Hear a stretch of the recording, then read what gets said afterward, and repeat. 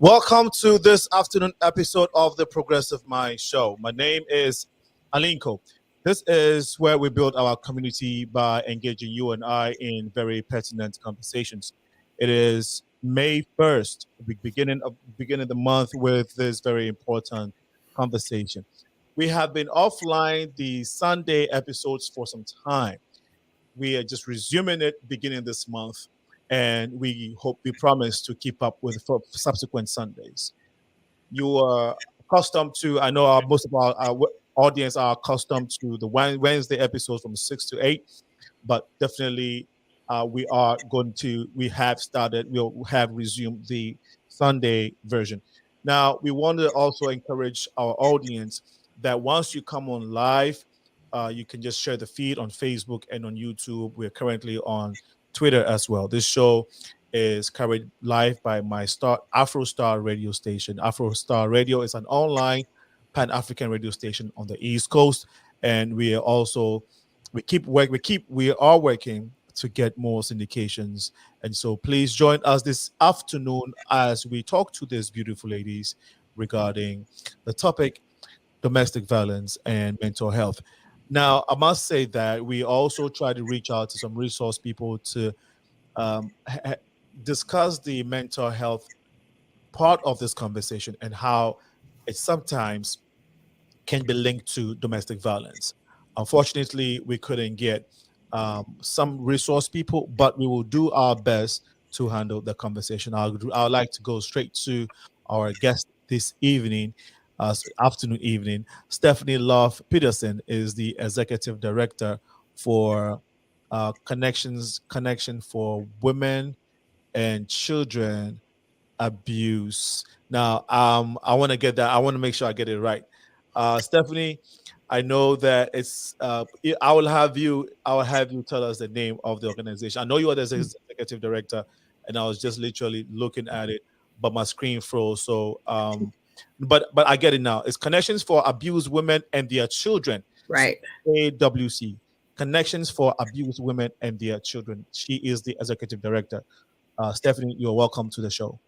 Thank you so much for having me here, Linko.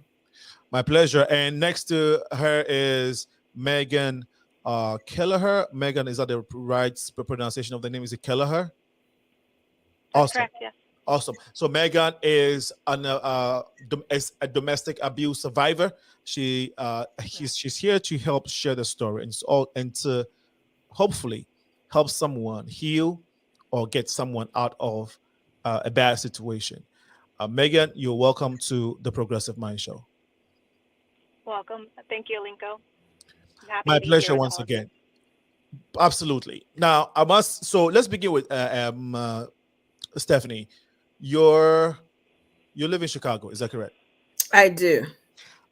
Please, how long have you been in the city of Chicago? I'm born and raised. All my life, I've lived on the southeast side of the city. And can you tell us a little bit about who Stephanie Patterson is? Sure. So, Southsider, went to school, graduated from Kenwood Academy. I know a lot of folks identify with what high school we went to. Married, I have three wonderful bonus children. And I have been at Connections for Abused Women and Their Children, or CAWC for short, for 21 years, 7 of those years as executive director. And this is really a mission when I first started that really spoke to me. It really was important to me to help to be a voice for individuals who were experiencing domestic violence. And I was drawn to the organization and have been here ever since. Again, for 21 years. I'm also a sexual assault advocate as well. Okay. Yes. Thank you so much for sharing. Sure. And you want to tell us about? You say you've been in the city of Chicago for so long, and how about family? So I'm married to my wonderful husband, Reggie. We've been married for 21 years, and I have 3 bonus children, Reggie, Burton, and Kimberly. And they are all so helpful and supportive in the work that I do, and really keep me going, and they inspire me and they encourage me. And along with I have a twin and my mom, and so I have I call it the village that surrounds me to help me to do my work, and to keep me motivated during those tough times. I'm assuming you're a Bulls fan. A Bulls fan? Oh Yeah. yeah. Not much of a sports fan, but if I have to go with a team, definitely it would be Chicago Bulls. Absolutely, yeah. So thank you so much for sharing. We'll come to your organization in a little bit. Connections for Women. You mentioned something that I want to come back on in, later on in the show. But thank you so much for a great introduction, Stephanie. Sure. Megan, who is Megan? A little background about who you are, how long you've lived in the city, if you may. Yeah. Hi. Originally, I was born on the south side of Chicago, but I grew up in Northern California. And then I made my way back here in around 1998. And I moved a few other places like Colorado and New Orleans, and then came back and had a couple children here. I have two boys, Elijah and Tobias. And yeah, I've been here for quite a long time now. So thank you so much. Yeah, thank roots. you. And I'm sure you're also a Bulls fan. I'm sure you're a Bulls fan too, right, Megan? Can you hear me? Yeah, I can hear you. Fan? I used to work for. I can hear you. Can you hear me? Yes. Yes, I can hear you. For me. Okay, I worked for Michael Jordan at one point here in Chicago. So yes, and then you worked for Michael Jordan. I had worked for him, yeah, at one point. He had a restaurant called. No, sorry. Go ahead. I'm sorry. I was gonna say he had a restaurant called 160 Blue, and he used to come in, and I was learning to be a yoga instructor, and he used to call me his yoga instructor, which was really sweet. But, yeah, it was I was such a big fan, so it was really exciting. And then my friend Lou Alding used to play for the Chicago Bulls, and yeah, so I have some connections. I love it. I skateboard, so I have, like Stephanie, I don't watch a lot of sports, but I enjoy it, and I appreciate people who are doing good for people. Absolutely. You had big time connections. So you said Michael Jordan would call you her yoga instructor. Was it just for the name, or you actually did some yoga instructions for him for some time? I asked him if I could teach him, but he told me he wasn't flexible. So it never happened, but I had tried. So. Yeah. But he's so sweet and so genuine, and his family was so sweet, and yeah, so it was a highlight of my life of living in Chicago for sure. And then you said you knew Lou Dank too. Yeah, I worked for his cousin's nonprofit, and then I had met Luol, and then yeah. Wow. So the Bulls family, just when you're in Chicago, we're all connected. So right, that's beautiful. Wow, thank you so much for sharing. Stephanie, in your introduction, you said, I don't know if I heard you right or didn't or not, but did you say that you had bonus children? Yes. What does that mean? Well, a lot. So my husband had 3 children when we met, and oftentimes, they're referred to as stepchildren. And for me, because they are such wonderful individuals, they also are great supporters of CAWC. I refer to them as my bonus children because it's an added bonus to have them in my life. That's beautiful. What's the difference between now? Somebody would think that sexual assault is okay. So domestic violence is the umbrella, and sexual assault can fall under domestic violence, but sexual assault itself, it's a whole situation on itself. Is that correct, Stephanie? Yeah, they're different things. I mean, certainly there can be elements of both in various situations, but yes, domestic violence, just the definition and sort of the relationships can be different in different scenarios. Good. So what year did you found CAWC? Our organization was founded in '77, so we've been around for a really long time. We are, I should say, the city's first domestic violence organization. We started Chicago's first 24-hour domestic violence hotline and Chicago's first emergency domestic violence shelter. Wow. And you're located on the east side of Chicago or the west side? We're actually, our main office is in Humboldt Park. Okay. But we have services at Northwestern Hospital, at Stroger Hospital, Haymarket Substance Abuse Treatment Center, and then our shelters in the Bucktown, Wicker Park area. But really, in terms of who we serve, there is no catchment area. So we serve individuals throughout the entire Chicagoland area. And I would say beyond, because we work with a lot of individuals who are from other countries, who are either brought here by the person causing harm, or they've escaped here. Right. Mm-hmm. And how long have you been with the company? For 21 years. Wow.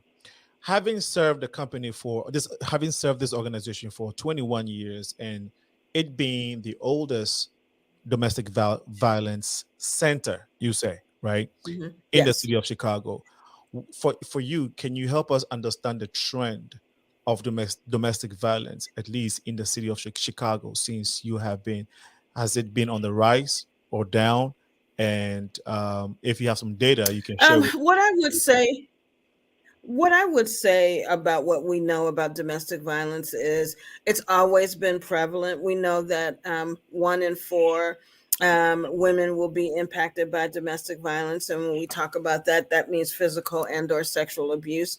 1 in 7 men will be impacted by domestic violence. Again, sexual or physical abuse. We know that the statistics are much higher when you're looking at the impact in the city and how many people it actually happens to, because there's a lot of shame and guilt associated with being a victim of domestic violence. So not everyone reports domestic violence. But I would say sort of bringing it to today's context in terms of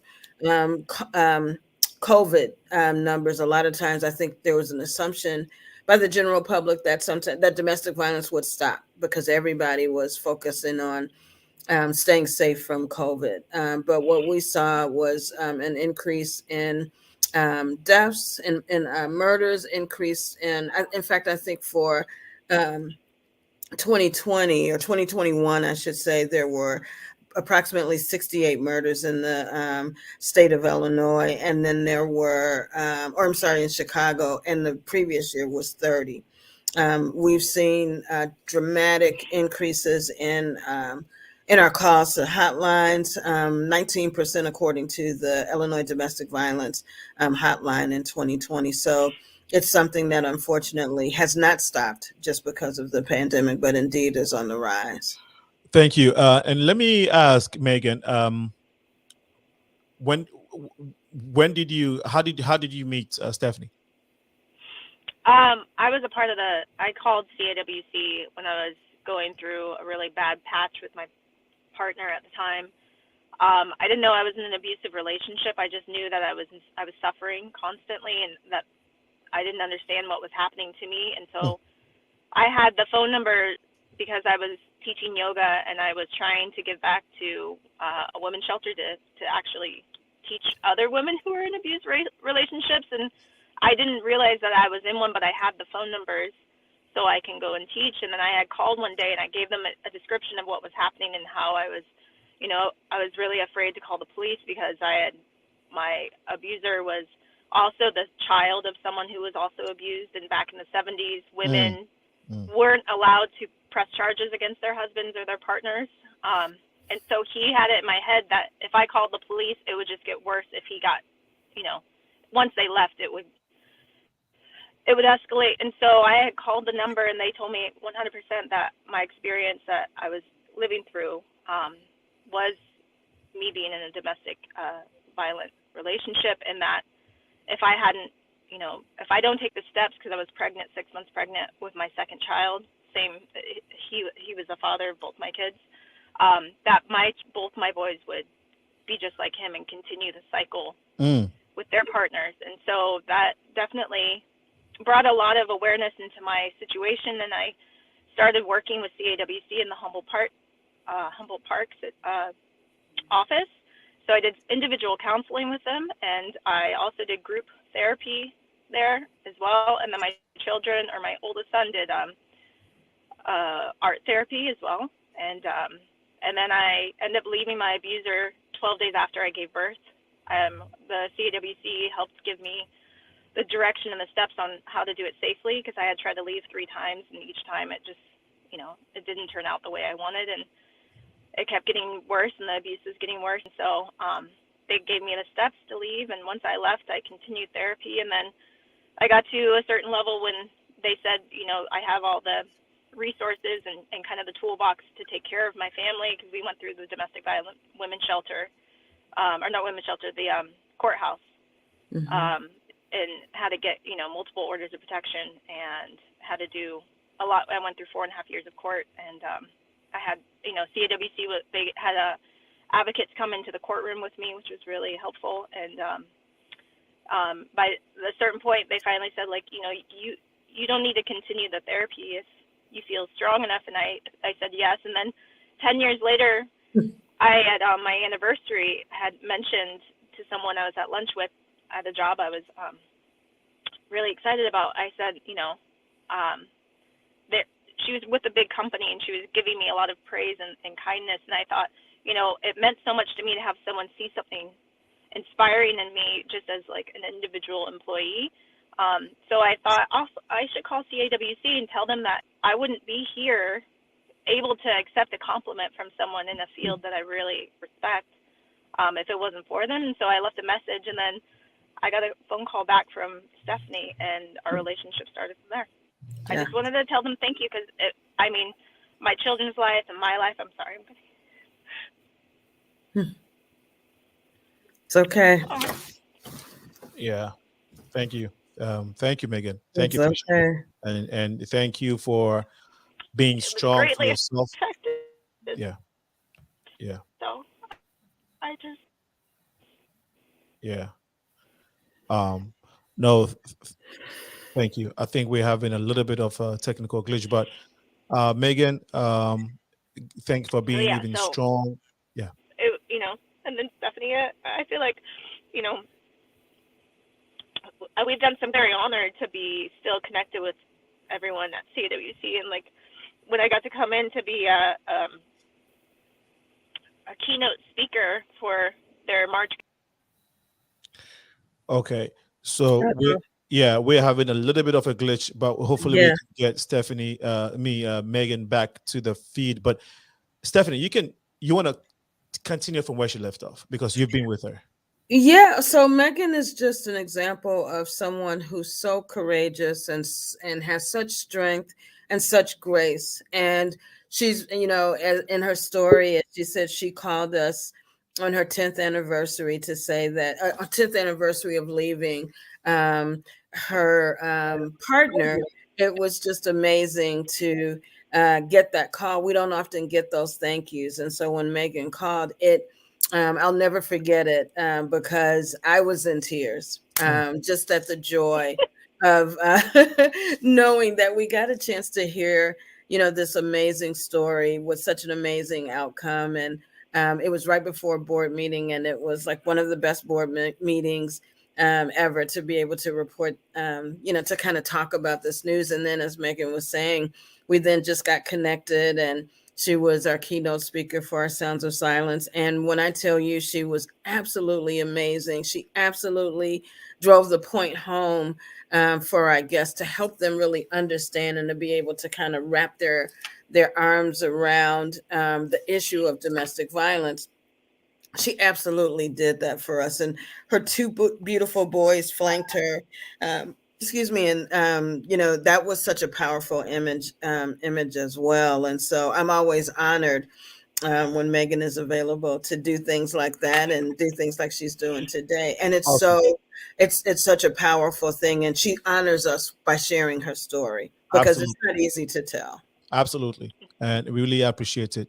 You said she came to speak at one of your programs, Sons of Silence, if I heard you correctly. Can you tell Yes. us a little bit of what is that?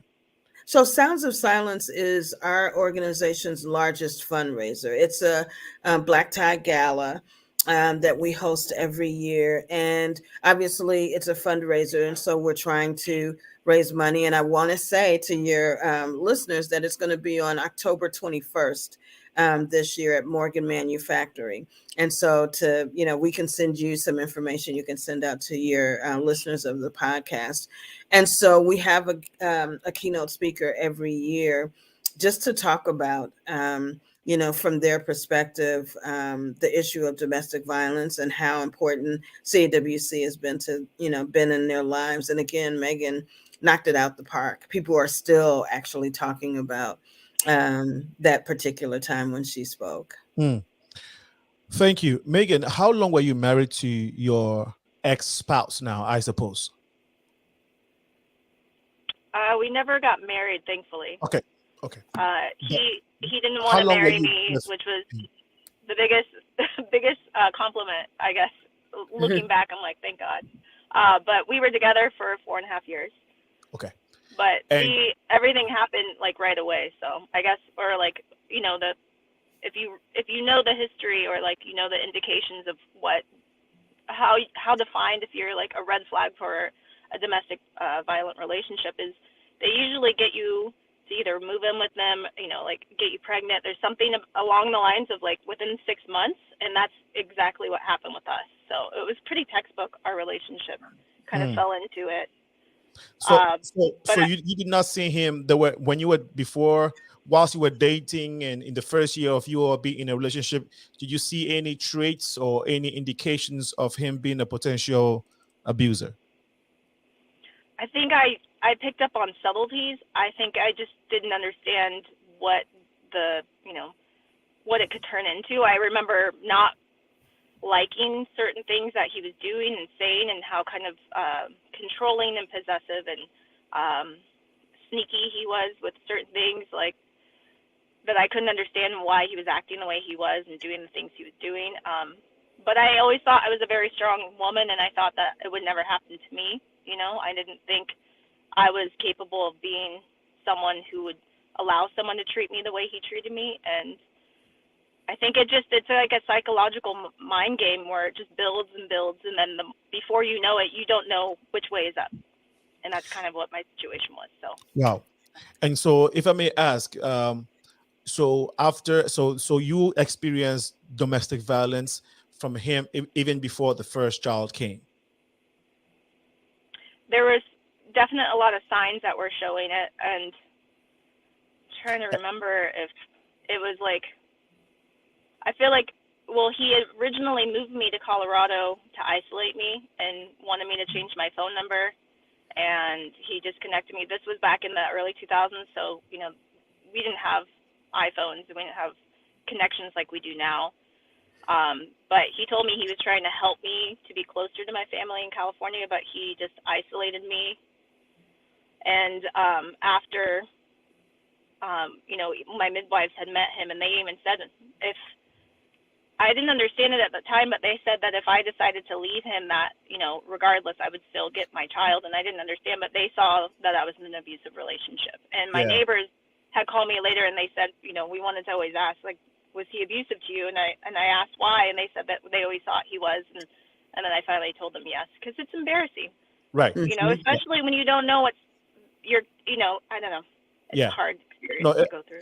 And that's what abusers count on, is just sort of the unknown, oftentimes. And, there could be the Dr. Jekyll, Mr. Hyde phenomenon where on one instance they seem really wonderful and charming and helpful and protective and safe, and then on the other hand, then the abuse kind of ratchets up. And so one of the things I think Megan's story points out, and that we try to tell people all the time, is that it doesn't oftentimes just become like, this sort of, rage. It oftentimes is, it builds up, and it's subtle. Yeah. And before you know it, then that's when it can kind of escalate. And that's how they get you, is because they're very manipulative and calculating in the relationship and the steps that they use.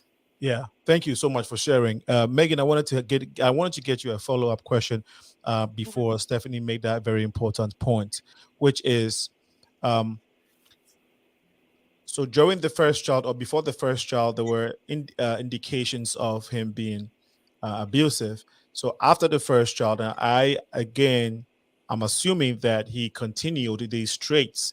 Now, was there a time that you were very scared for your life and even the little child, and thought of leaving? And if so, why didn't you do that at the time? Mm-hmm. Yeah, there was it got worse. It was like in relationships, there's a honeymoon phase where it will get really bad, and then there'll be like an overpouring of gifts and support, and then it will get back into the cycle.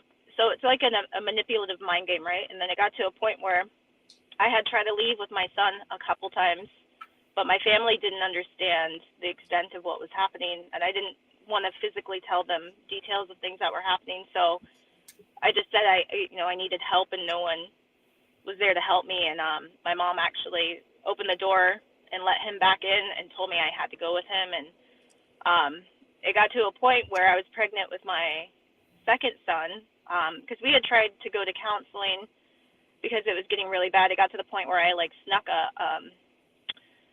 lease with another apartment somewhere, because I thought, okay, I'm going to leave on my own, because I knew it was just to the point where I thought either he was going to die or I was going to die, because he was so aggressive, and it was getting to the point where I felt like I was crazy. I didn't understand what was happening to me, and I just remember being in constant agony. And it got to there was the one night in particular that he came at me, and I was 6 months pregnant, and I had my 4-year-old underneath my arm, and he was breaking glass around our heads and throwing furniture around, and it was to the point where I didn't know if we were gonna make. I didn't know. I just it was a very scary situation, and my son was saying, his dad was he was a bad dad, and he was crying, and he was really upset, and it got to a point where it went on for so many hours that I was afraid to call the police. I didn't know what to do. I was just hoping he would fall asleep, and then at some point in time he did fall asleep, and a lot of it would happen too when he was drinking. So sometimes people show their abuse in normal situations. There's a lot of controlling of how I was going to eat, how I was going to dress, how much money I can have to go to the grocery store, when I was going to the grocery store, how much time I'm going to be at the grocery store, what's in my mail, what's in my email. I felt like I couldn't breathe without asking permission, and it was a lot for me. And I'm only 5'3", and he's 6'2.5". So he was overpowering me quite easily, and I was afraid for my kid. I didn't know what to do, and that's when I woke up the next day and I called CAWC, and then I started sneaking to Humboldt location to do meetings. And sometimes I had to not go to him because he would ask me where I was going, and then he would come in the car to drive with me. He must have been, it was a lot. I didn't have a life, and it was to a point where he didn't want me to work so he can control my finances, and then racking up my debt, and it was getting higher and higher, and it was intense. But that one night was the one night that I thought, I have to get out. Something has to change, because either that or else I didn't know what was going to happen, and the fact that he can do what he did to me when I was 6 months pregnant was just really terrifying. So that night you said was when you had your 4-year-old and he was breaking bottles around the house? What is it, if I heard it correctly? Yeah? Yeah. Okay. Yeah, and furniture. So. Wow. Thank you again for sharing, Megan. Stephanie, what makes, and maybe Megan, you may want to chime in on this one. Why can't women, and we'll talk about the men's side too, because we know it's a two-way situation, but more so for women, I think. And Stephanie, if you have statistics, you can help us with that.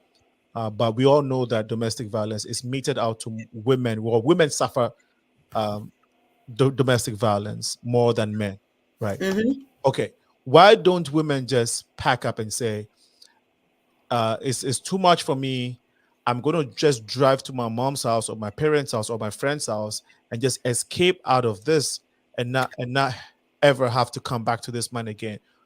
Megan said sometimes they are scared, but what else apart from Well, this? here's a couple of responses to that. One is it's kind of a bit victim blaming statement, honestly. And I know it's not, you're not saying it in that way, Mhm. but it's kind of victim blaming. It is victim blaming to ask the question, why don't Yeah, they just leave? yeah. Um, I'm just asking as a layman's person, right? I, Yeah, oh, I understand. right, I right. just wanted to provide some education because a lot Absolutely, of it for the viewers, because absolutely. that question gets asked a lot. Right. You know, when I talk to people about what I do, they're like, Stephanie, I would just get my bags, get my kids, get my stuff and go, as if it's just one, so easy. But two, the better question, instead of asking why do they stay, is why does the person causing harm choose to use violence and other abusive tactics in the relationship? That's the question, Okay. really, to ask. Mhm. In terms of leaving, here's a few things. One is leaving doesn't always equal safety. Okay. One of the things that we do a lot at CAWC is safety planning. Mhm. And it can be, no one plan is, it's not a cookie cutter, kind of situation. And so for some people, there's extensive safety planning in order to get folks safely out of the relationship. The other thing about leaving is, and Megan said it, there's the fear. There's fear of retribution. There's fear of retaliation. What if my partner finds me? What's going to happen if I go back? And oftentimes we know that if someone leaves and the perpetrator finds them, that the abuse will increase in frequency and intensity. And then there's fear of the unknown. It's like, well, where am I going to go? Some people, their families they don't understand, and so they're like, nope, you can't come here. For some people, they know it may be not even safe for them to go to their families, because some abusers have said, I'll kill your families. Right. I'll hurt them. Mhm. And then also, I when people ask that question, I kind of want to take them through an exercise where I get them to sort of picture leaving everything you own. If you have children, their toys, their clothes, they're leaving their friends, familiar surroundings, their room, they're leaving their dad. Who sometimes they don't understand what's going on. And then on the adult side, it's like you're leaving your home, your job, in some instances, your security, everything that you have, to go off into the unknown and not know exactly how you're going to, kind of rebound Right. from all of that. That's a super scary situation. And so leaving does not equal safety. It's also, it's a process. A lot of times when you hear on the news about individuals who have been killed, in fact, there was the story of the Brickyard. I think it was in a Target parking lot recently, that particular murder. That woman who was killed by her former partner was in the process of leaving. I believe she had just gotten an order of protection. So leaving does not always equal safety. It takes a lot. Thank you so much for Sure. sharing, Megan. And you also made a very important point that I want to piggyback off of. But in your line of work, um, do you see a lot of men also come to get help from your organization? Yes. So, and as I mentioned at the top of the story, so 1 in 4 women will experience domestic violence, and 1 in 7 men will experience domestic violence. And so, absolutely, we do see male victims of domestic violence. Oftentimes, excuse me. Again, those numbers are lower than what you normally would see, because there's a lot of shame and guilt associated with being a victim of domestic violence. Particularly for female victims. And then for men, there's so much stigma attached to it that oftentimes there's a hesitancy in coming through. But absolutely, we do see male victims of domestic violence. Thank you again, Stephanie, for Sure. sharing. You are watching the Progressive Mind Show. This is the Sunday episode, and it's always at 4 p.m. We are talking to Megan Love-Peterson, who is the Executive Director of Connections for Women and the Abused Children. We also have Megan, who is a survivor. Currently, Megan, are you working in any capacity with CAWC? Well, Stephanie and I just had a chat when we discussed your show of maybe seeing if there's some opportunity where I can come and do some volunteering to help with some of the fundraising and such. So Okay. I'm hoping at some point, yes, but it's in the works. Okay. No, that's powerful. So if you were watching, please help share this feed on Facebook and on YouTube, and you can also ask questions or even share your story as to what you may be going through and how you got out of it. It may encourage someone who probably is dealing with the same situation. The calling number is 815-277-5047. 815-277-5047. And the question that I wanted to ask you, Stephanie, earlier is that the most important, I would say, issue here is, why would anybody decide to perpetuate this act, right, on fellow humans? They don't necessarily take it on their fellow men, but they take it to, like their children or people who they think they are stronger than. So why do people do this? And this comes to the mental health. This may be connected to the mental health situations. Some people may not necessarily be dealing with mental health, but can you help us make that connection? Why do people do this? What are the tendencies? Sure. So at the root of domestic violence is power and control. It's not about a lot of the excuses that people who cause harm use. Oh, if you were a better mother, if you were a better lover, if you took better care of the children, if you were a better cook, if you didn't push my buttons, all of those different things that they say. It's not about that. It really is about one individual's desire to establish and maintain power and control over another individual. And so sometimes that desire is so intent. It's played out in a lot of different ways. It's played out in finances. It's played out in, so there's all kinds of tactics that's used, financial abuse, sexual abuse, threats and intimidation, isolation, the physical abuse, emotional and psychological abuse, and things like that. As to your question about the connection to mental health, there can be some, related mental health issues that come along with individuals who cause harm, but a good portion of them are individuals, again, who want to establish and maintain that power and control. And the reason we say that is that we've seen situations where they maybe perpetrate violence against their partner, but let's say they don't perpetrate it against anyone else. They're kind of a monster at home, but they're, sort of this wonderful, loving, cooperative individual in other arenas. That means you really are in control of when you're choosing to use violence and other tactics and when you aren't.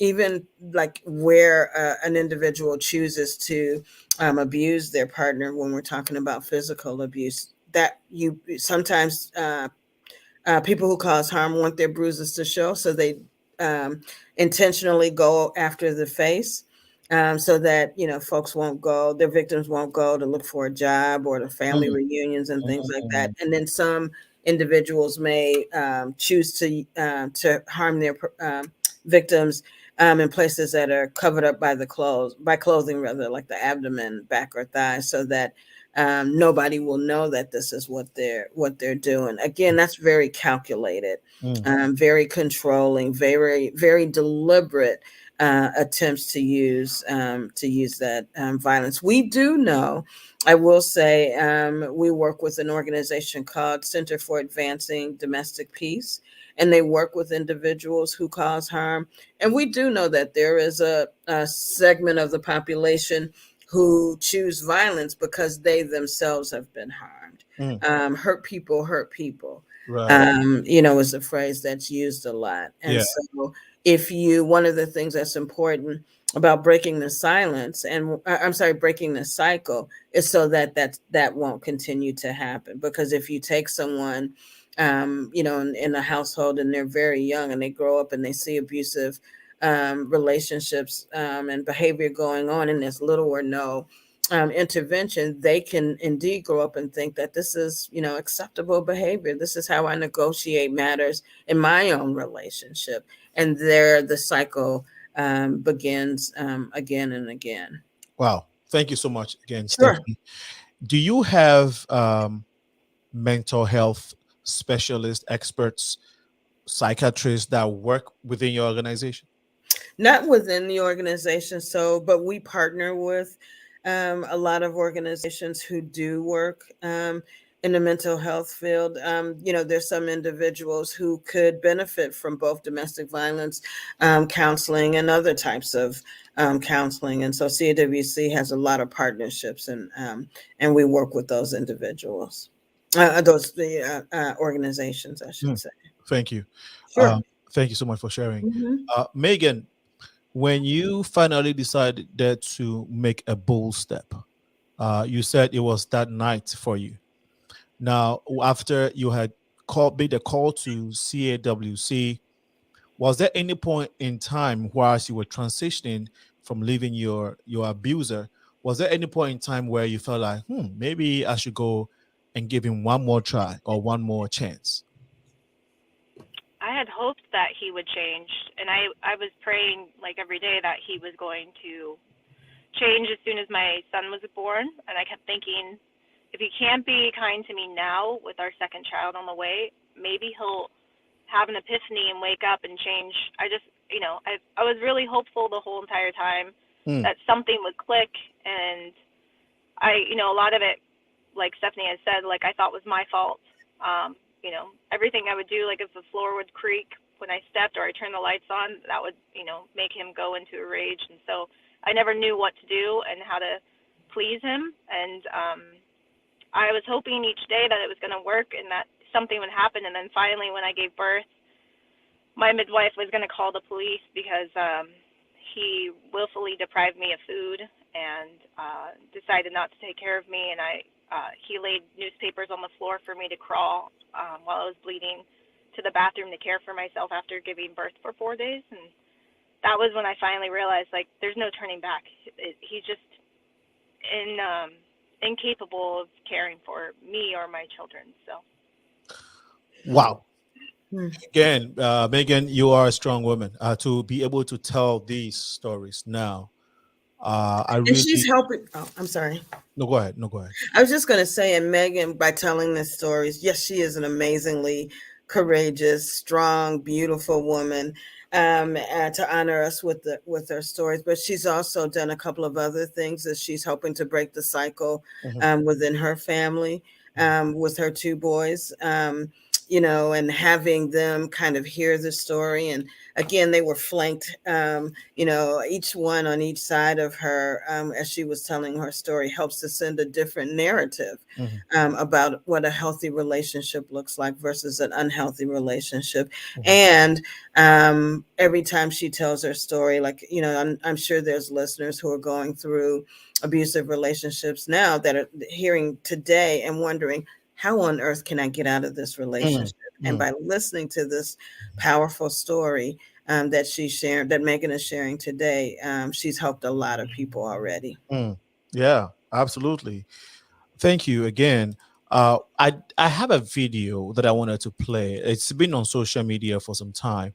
Now, this video was made by an African woman, and I think the context is within the African, I would say tradition, but it relates to some of the conversation we're having. And I think in that, I wanted to play a little bit of it. Basically, her trying to connect domestic violence to what I would say the role that women play in causing the abusers to do what they do, right? So I wanted us to play this. And again, people have been watching this and they have different views. You being an expert, Stephanie, and then Megan having this bravado and being a tremendous woman, having gone through it. I want you to share your opinion so we can educate more, right? People who may have different opinions regarding this because they may have seen this video. So let me see if I can get it. Just about one moment. You're still watching the Progressive Mind Show. We are talking to Stephanie Love-Peterson with CAWC. It is the oldest domestic violence center or domestic violence organization in the city of Chicago. And we are here with Megan, who is a survivor. She is sharing a story. Let's take I'm a woman, watch this video. but my profession as a relationship expert have made me stand for both men and women. Domestic violence have been overrated by women. Women have now seen it and used it as a weapon to fight the men because they understand that the society frowns at it. But there is one constant research that we have not done, one constant lie that we have continually lied to ourselves. What causes domestic violence? Some people will say, oh no, there is nothing a woman should do that should make a man hit her. No matter what, no matter we get this every day, but that's a lie we continually tell ourselves. Because people who come public to constantly tell you this lie also beat their women. They are victims of their own words. We are hypocrites in this country. Because we do not bring out things from the roots, we cut it from the branches. What causes domestic violence? What makes these men constantly hit these women? That's one truth women have never said. One truth a lot of us have denied. Yes. Now, I have done my research. Now, if we have 100% of women, 65% to 70% of women trigger domestic violence. Yes, I said it. Women trigger domestic violence. 65% of them do. How do they trigger domestic violence? Verbal abuse. They abuse these men mentally. The craziest thing about the society, Africa, we have found ourselves in is that if you don't cry and you don't bleed, people believe that you don't feel pain. They forget about the mental pain they inflict on you. They feel that the only time you feel pain is when you cry and when you bleed. That's why the women have taken an advantage. Domestic injury, and they cry. That's why it looks as if, oh, the women are suffering. Men are suffering too. The difference is that they cannot cry. And sometimes they do not allow themselves to bleed for the fear of being called a coward. How is a man's face going to say, my wife beats me, my wife blow me, my wife slap? Even if the wife beat and blow and slap and he go swallow him because he wants to be a freaking man. What about the mental health? What about what goes on in their head? What about what you have said to them? You're stupid, you're an idiot, you're a bastard, 1 minute man, poor man, poverty. You have abused this man mentally. The difference is that you have not seen them cry and you have not seen them bleed, but they bleed every time in their head when they remember these things. Can I shock you? Mental and verbal abuse lasts longer and is even more powerful, more violent than physical abuse. When people beat you, if they don't inflict injury on you, the pain goes away naturally. It's like when they flog you with a cane. But when you abuse people mentally and verbally, that shit sticks in their head and it rings a bell and begins to play like an audio and a video in their head. That's what we women do to our... Now, let me pause this video here and have you respond. I would say that again, this video was taken off of social media and the content belongs to @official Blessing CEO. And this is her take. And again, this is something that she's talking about in the context of the African community, the African tradition, or the African marriage, or the African relationship. But it doesn't, it's not what she's talking about. I think transcends to women and everybody, you know, not just women in the African community. But you've listened to a little bit of what she said, Stephanie. What's your take on that? I'm shaking my head because I'm pretty appalled by that video. I don't agree with her. She really is putting the blame on victims and survivors of domestic violence. And the reality is, victims and survivors get enough of that. They're always told by the person who's harming them. It's twisted to make it seem like it's their fault. Well, you should have done this, or you should have done that, or you shouldn't have said this, or you shouldn't say that. The bottom line is domestic violence is a decision. So she's talking about some, physical abuse. It's a decision. If there's a situation in the household where maybe someone, you're getting into an argument, let's say, with your partner, you have a couple of decisions. You have one decision to say, you know what, I can't even be in the same room with you right now. I'm going to just go take a walk, and try to cool down a little bit. Or you can make a decision that says, you know what, let's talk about this, because what you said made me feel like this, or what you said hurt my feelings, or just a whole bunch of other things. Let's talk. Or you could make a decision to use violence and other abusive tactics to deal with and address that situation. It's a decision. It's unfortunate that she's saying that. I certainly, from the context of African relationships, I can't speak thoroughly to that, but in terms of relations overall, power and control is power and control and power and control, no matter which continent you live on. And so it's unfortunate that videos like that can sometimes get a lot of play and a lot of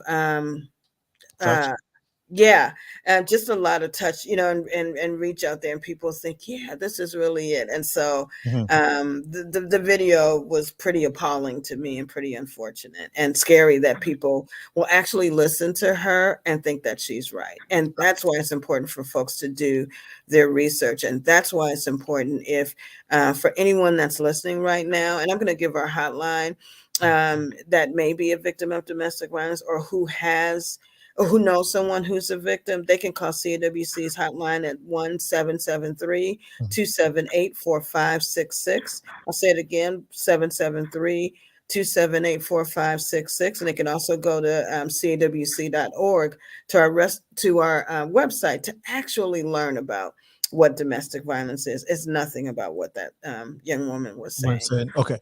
Thank you so much, Stephanie. Megan, do you want to have a take on this one?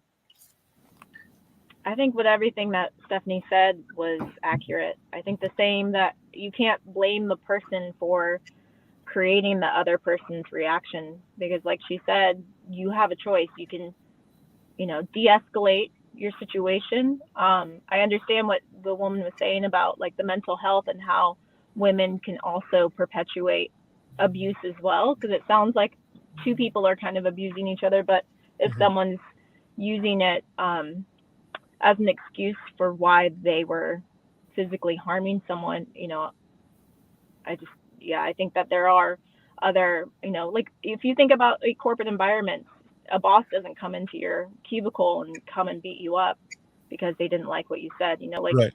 Maybe you sent an email, or maybe your stock crashed, or who knows what you're doing, but we choose our actions, and it's not the person's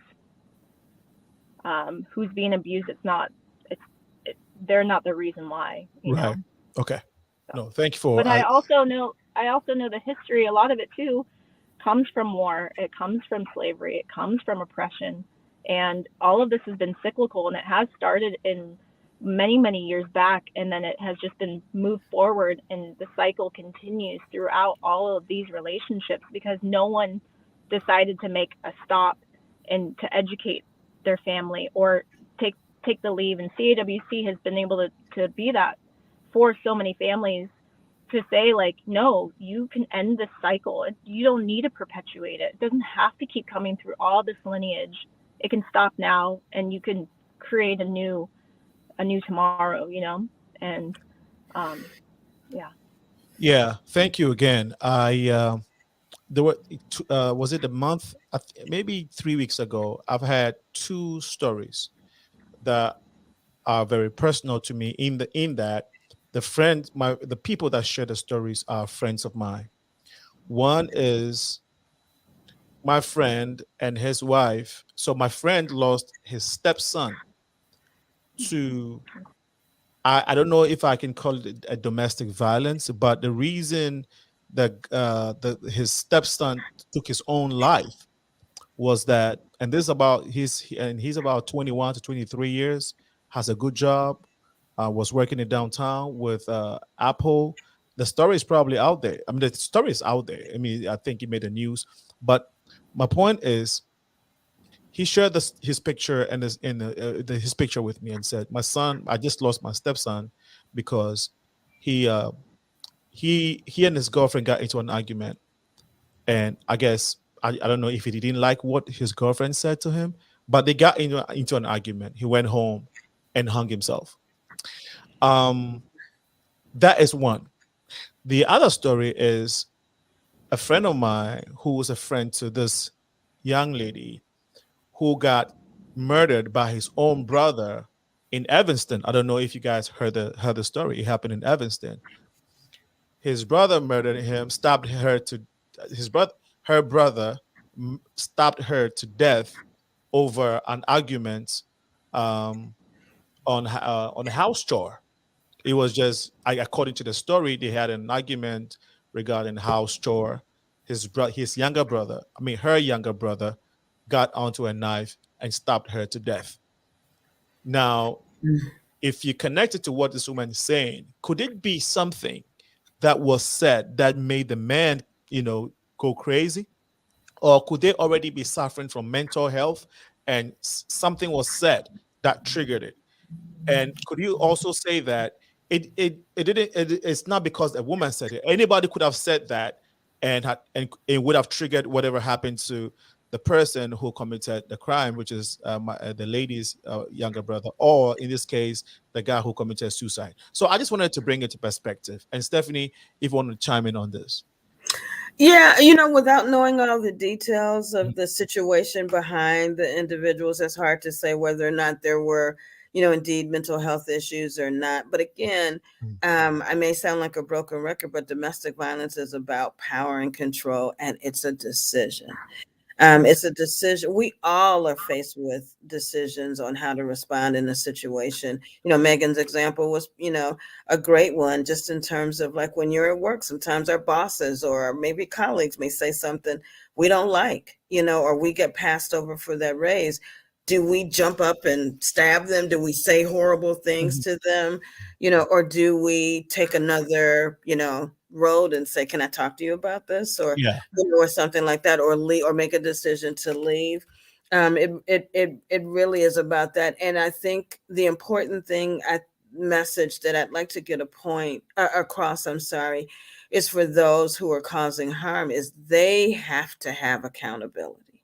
Okay. That's why I was saying the question about leaving. Oh, how come you didn't leave? It puts the onus of responsibility on the victim as opposed where it should be, which is the perpetrator. Why do you choose to use violent tactics and other tactics in the relationship? There has to be that accountability piece, because if it's all like, oh, she said this and then this happened, or because when you talk to people who cause harm, they're always saying, again, if you didn't do this, if you didn't yell at me, if you didn't say this, if you took better care of the finances, if you were better, whole laundry list of things, I wouldn't have to do this to you.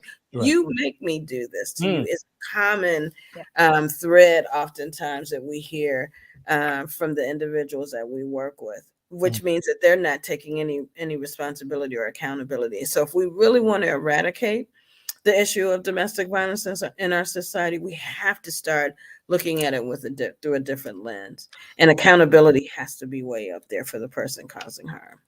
Excellent. I would like you to share some of these lenses that you would want us to look at it from, because we have to find ways of mitigating this, right? It's a lot of women are suffering from it. I have personally met people who have been going through this and cannot leave or do not want to leave. So, what is the in your again with CAW? With your company, with your organization, Megan, no, Stephanie, do you get more? What are the demographics what are the cases that you get that you would say that are peculiar with the, I'll say, minority communities? In other words, do you get more domestic violence issues from minority communities versus others? Because of where we're located, we largely see Black and brown women. Those are our largest demographics, but we know that it happens in all communities. Okay. There's a stigma sort of attached to it, or myth or misnomer about who victims and survivors of domestic violence are, that they only happen in communities of color and that they happen to poor women, and things like that. And years ago, I used to work in a shelter in Lake County, as Megan was talking about Michael Jordan. That shelter wasn't too far away from where Michael Jordan's mansion was, and there. And where is this? Lake Which area is this? Lake County, Okay. Lake County, Illinois. Okay. And the demographic was much different.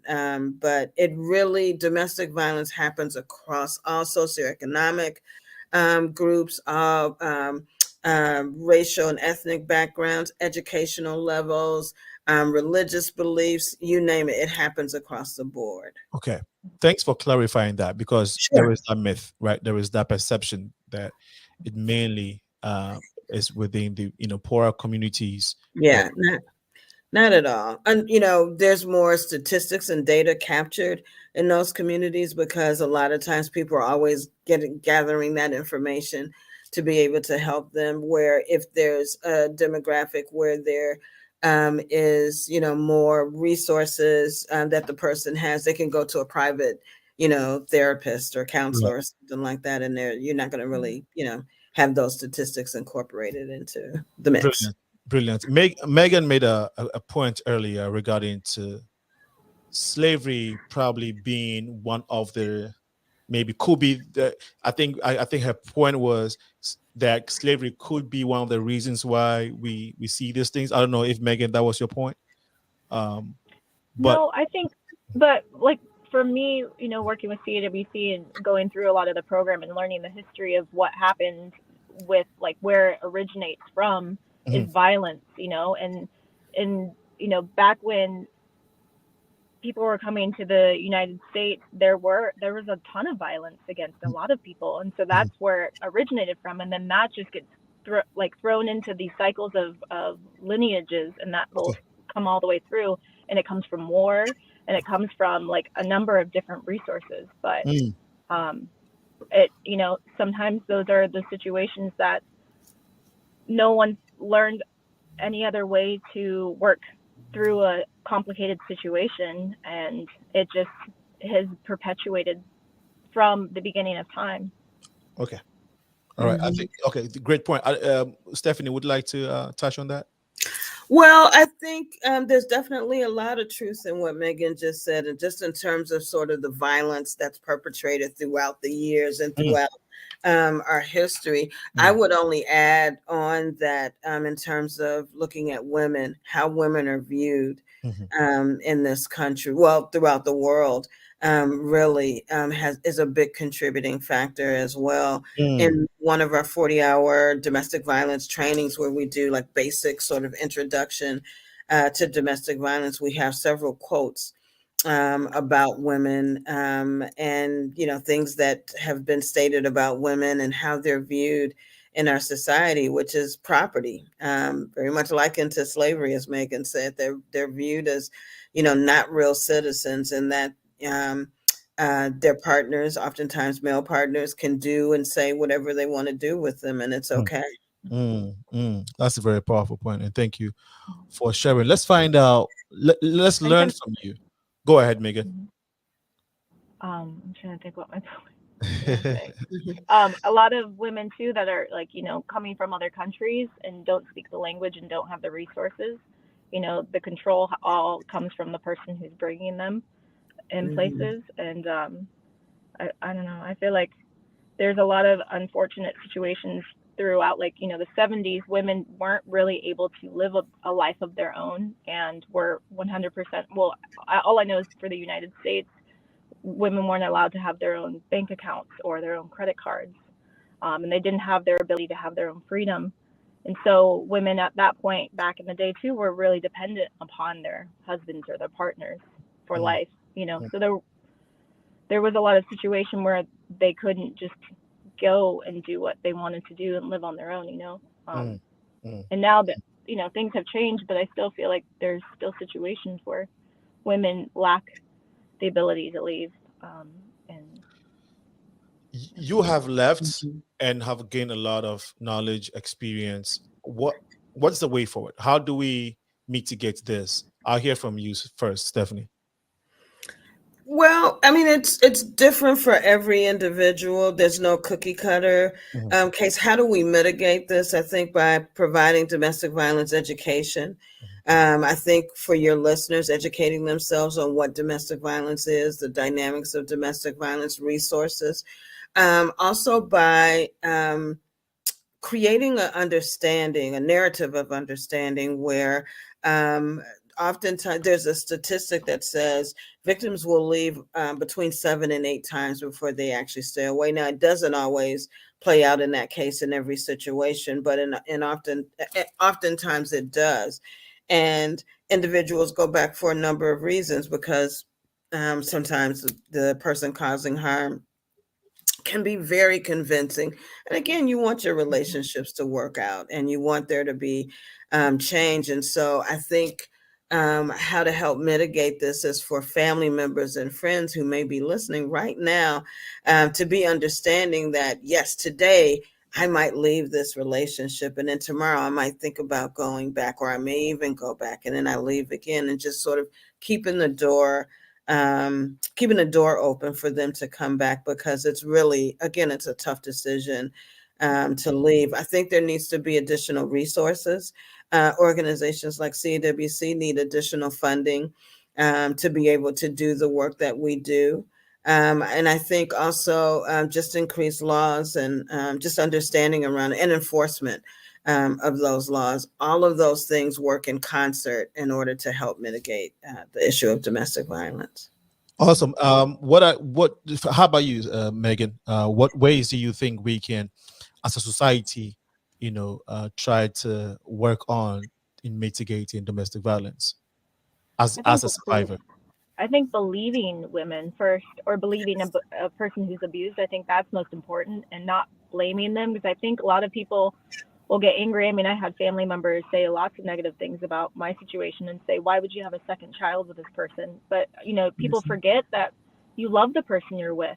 They can hurt you, but you still love them, and you still are hoping that you can fix the situation. Because for me, like, I didn't want to be a single mom. I did not want to go that route, and so I think first and foremost, you have to believe the person, and you have to maybe not try to hurt them again by, making them feel like diminishing their experience, and figuring out ways that maybe you can support. And I think a lot of it does, like you had said before, with mental health, I think a lot of having more resources is really important.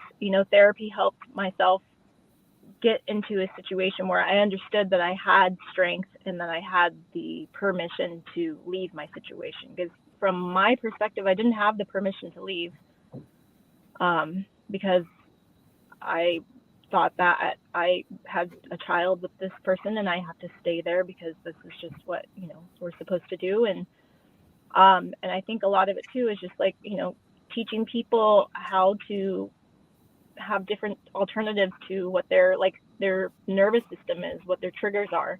Because like you had said about the situation with the brother in Evanston, like, I think maybe if someone had shown up and given him an opportunity to speak with someone to help him learn how to identify what triggers him and how to step away from it, maybe those situations would not happen. I think also listening to men and giving men, or I'm not just saying only men are abusers, but people who are in these situations, giving them the ability to have resources and not harming them as well by, putting them in a position where you're kind of, taking, I guess like you're trying to insult them or anything. I think a lot of it is just giving them the ability to say, like, yes, you have feelings, and yes, we hear you. I think a lot of it is just like being just humanely kind to each other and figuring out, what we can do to help each other, because every single person is struggling to some degree. Every single person has had some kind of trauma in their life, and everyone has a trigger, and everyone has experience. And I think a lot of it is just learning how to be silent sometimes and listen to the person, and then also give them the resources so they can heal. Because I think, especially like for my situation, trying to heal my children at a young age, like if my, the father of my children, my abuser, had had that opportunity when he was a kid, when his mother was, covered in blood and standing at the door, and he's holding her leg while the police are saying, we can't help you. Like if someone had stepped in right then and helped him and gave him therapy, maybe my situation wouldn't have happened, And by me going to a situation or like a organization like CAWC and having that resource, thank God, Chicago has this resource, and thank God that Connections for Abused Women and Children are here. But, like it's all, it's all about community. I'm like, we all need to be a part of it and be a part of the conversation and talk about it more freely and figure out ways that we can support each other and lead each other to like what the next level is of a healthy relationship. Because a lot of times too, I think people don't have models of healthy relationships, and everything that we see on TV is fake, So I think a lot of it too is like, explaining how like if someone did this or if you're not happy with this, this is a different way that you can work through it. I don't know if it can happen in schools or where it can start, but I think this is the beginning of it right now. I feel like right now has been such a time in society that people are talking about violence against women in all different kind of continents and cultures, and everyone's having the ability to raise their voice. And I think a lot of it too came from the way that women were treated with advertising and with how they were viewed in TV shows and movies and things. And I feel like that conversation, the women empowerment movement, is really kind of showing up, and we're giving the opportunity to help each other kind of care for one another a little bit more high level, I guess. Thank you so much, Megan and Stephanie. Love. Megan, who's volunteering interim or temporarily for CAWC, Connection for Abused Women and Their Children. And then we also have the executive director in the person of Stephanie LOVE-PETERSON. She has been helping. They both have been helping with this conversation. And domestic violence, we all know it's not just pertaining to women. It happens to women more, but I mean, men, children, all go. A lot of people are going through it. So if you need help, she has given her information. You can also Google them: CAWC, Connections for Women, Connections for Abused Women, Connections for Abused Women and their children, Connections for Abused Women and Their Children. I got it correct, right, Stephanie? You did. Absolutely. And we will take a short break. Now, this break is about the exchange ceremony coming up. I wanted to take one moment to talk about it for us, to talk about this event. So, this is the ceremony for the season. It is the event of the year. The exchange ceremony is about celebrating, connecting, and bringing together the African diaspora community to indulge and celebrate our culture and our humanity together. It's going to happen at Rainbow Push. June 4th is the date. We encourage you to save the date. The event is it's actually at Eventbrite, where you can get further details regarding this event. You can also get your tickets right away. There's going to be the cultures coming together, the African diaspora cultures. And if you were first time hearing about the African diaspora, it's basically a community that entails Africans, Caribbeans, African Americans, South Americans, Latinx, folks with the African heritage that find ourselves in the United States.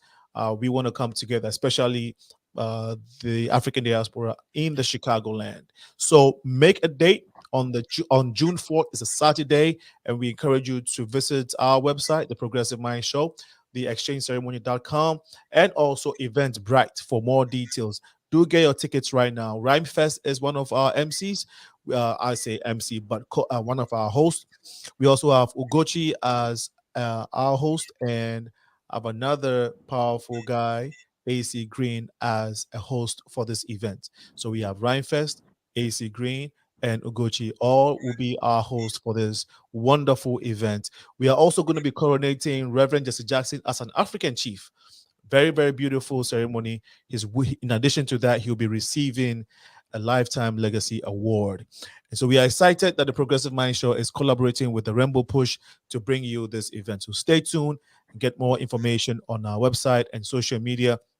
But definitely do get the tickets from Eventbrite and tell friends and your community about this event. It's going to be very beautiful. And so keep that date in mind. That said, Megan and Stephanie, you've shared a lot, and we are very grateful. We would like to get your closing remarks as we bring the conversation to an end. It's 18 minutes past 5 p.m. Central. We just started back up the Sunday episode of the Progressive Mind Show. Of course, Wednesday, which is our traditional day, Wednesday, 6 to 8 p.m., we will be here. I would start with Megan with your closing remarks, and then we'll go to Stephanie. I just wanted to say, if anyone is out there that's listening that is in need or is questioning your situation, that, even if you don't think that something's happening to you or you're capable of having something happen to you, I would say reach out to an organization that's in your local area, or there's a lot of 1-800 phone numbers that you can find resources.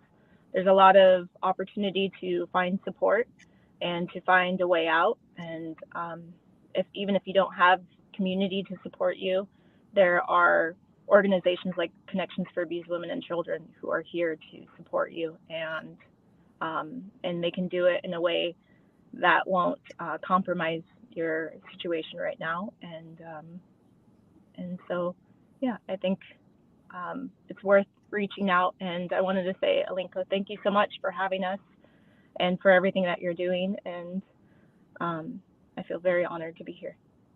My pleasure. I feel much honored to have you come on the show. I really, really appreciate that. Want to share a few comments, then we can go to Stephanie.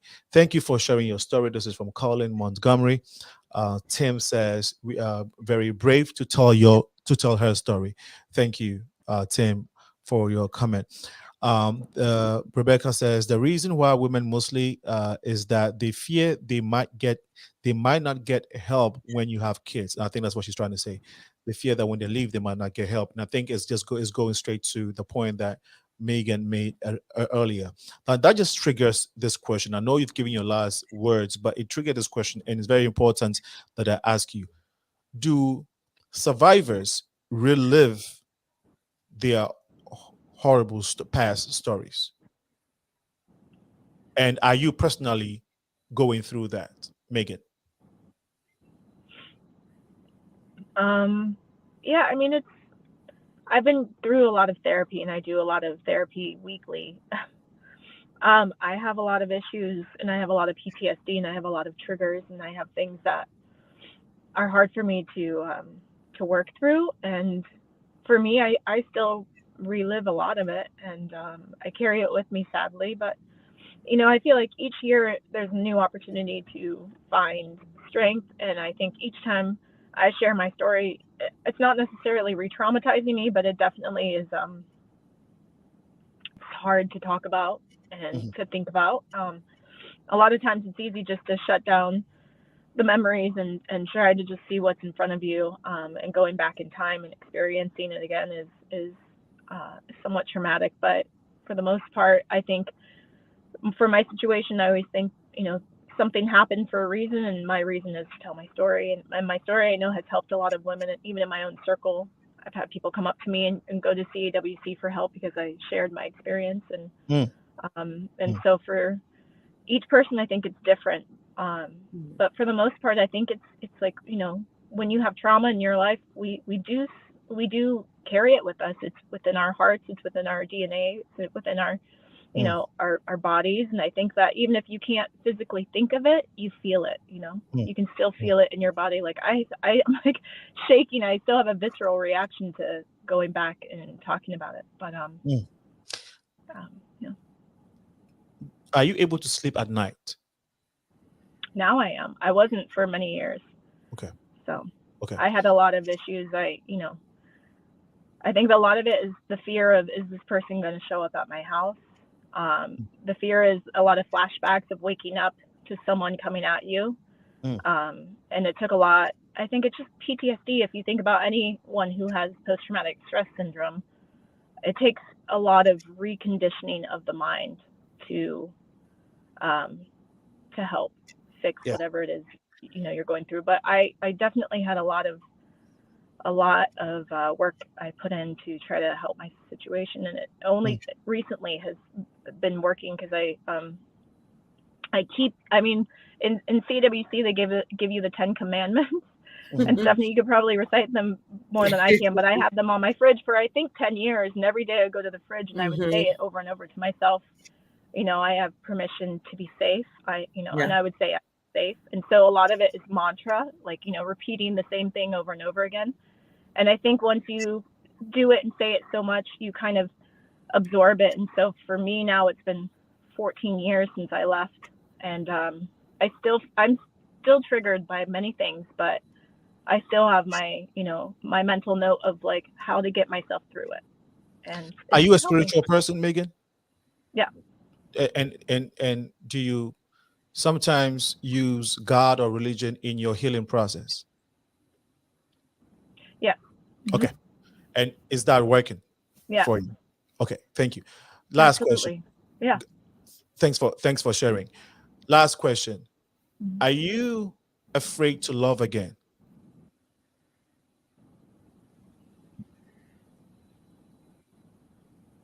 Megan. Say it again. I'm sorry. My screen froze. Can you say it again? Okay. So my question is, are you afraid, based off your experience, are you afraid now to love again? That's a good question. Do I have a lot of trust issues? Absolutely. Do I have a lot of triggers in relationships? 100%. Am I trying to be okay with it and allow it? Yes, but it's hard. I feel like I've had a lot of pain and a lot of suffering, and it's difficult. It's difficult. I think a lot of it too comes from self-love originally, because once I had found my freedom, I think a lot of it was rebuilding my confidence and my self-love, and I still have struggled. I still struggle with that. So. Thank you for sharing. Stephanie, you can help us in closing. And I don't know if, I probably want to ask you too, in your processes of helping people who have suffered domestic abuse, trauma, and all of that, is there a spirituality component of this process or no? Well, so to answer that question, you know, our organization is a 501c3, and so we don't have a spiritual or religious component per se to what we do.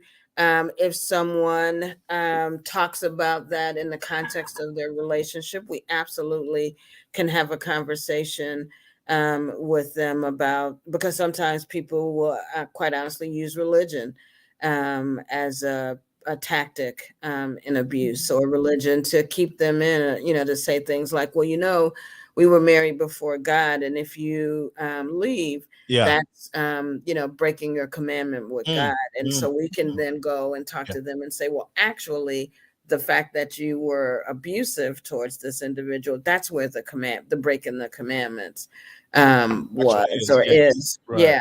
Right. And in terms of my closing remarks, I too want to thank you, Aliko, for inviting us onto your show.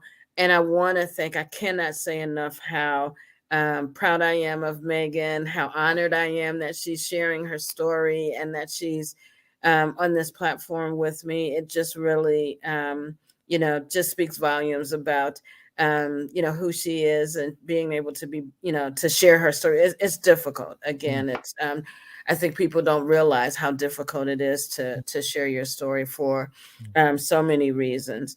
I want to call attention again to our 24-hour domestic violence hotline. That's 1-773-278-4566. And also our website is cawc.org. We're also on Instagram and Facebook. And I think we really, just to wrap this up in terms of mitigating, you had asked that earlier, and Megan really hit the nail on the head earlier too when she talked about helping people to understand what healthy relationships look like.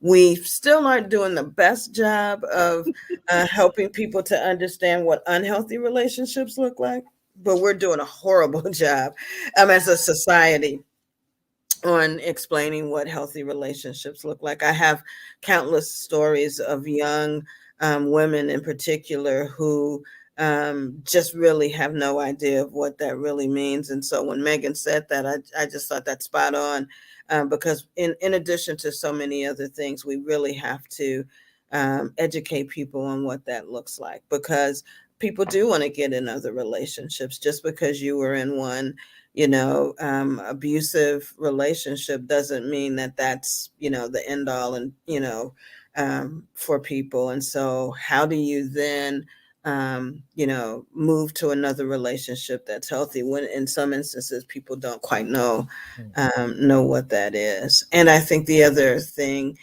we have to really understand, and it was mentioned earlier too, is about trauma, and how trauma plays such a huge role in so many different things in our society, not just domestic violence, but just trauma as a whole. Not enough education about that. Yeah, I was right. Well, thank you so much again, ladies, for sharing. Really, I'm really honored that you're here. You're doing this work, Stephanie, and of course, Megan, for the bravado, and for having the heart to not be bitter, but to help others out of that situation. And even though you're still working your way out. I am really um, thankful for your courage and for showing up this afternoon. If you may, I want to give you an open invitation to next week, Sunday, on Mother's Day. We're having a special dedication to all mothers on this platform. So if you're available and willing, Megan and Stephanie, I'm giving you an open invitation to come on, just to share motherhood and to share the stories, so the world can appreciate you, your family can appreciate you, and we can also know some of the intricacies, some of the things that you deal with that we don't see, that you have to deal with every day. So if you're open to it, we'll send you an official invitation. But I just wanted to let you guys know that I'm really honored for you to having you on this platform, and would like to have you on that Mother's Day episode. Okay. Thank you. You're welcome. Thank you. Well, on that note, I would like to bring this conversation to an end. We just had a very wonderful an hour and a half conversation, nonstop, no commercial, no break, deep thought conversations regarding domestic violence. We tried to connect it a little bit with mental health. We couldn't deal extensively with mental health because we didn't have an expert that we had reached out to. But I hope that whatever we discussed here would uplift somebody or would help somebody get out of an abuse or domestic violence situation. This has been your host, Alinko, and we have just had a conversation with Megan and Stephanie Love-Patterson of Connections for Abused Women and Their Children, CAWC. It is the oldest domestic violence organization in the city of Chicago. Stephanie, thank you once again for doing a great job. And Thank you. we look forward to keeping in touch and having similar conversation. Megan, enjoy the rest of your day. Have a wonderful evening. Bye-bye. Bye. Thank you.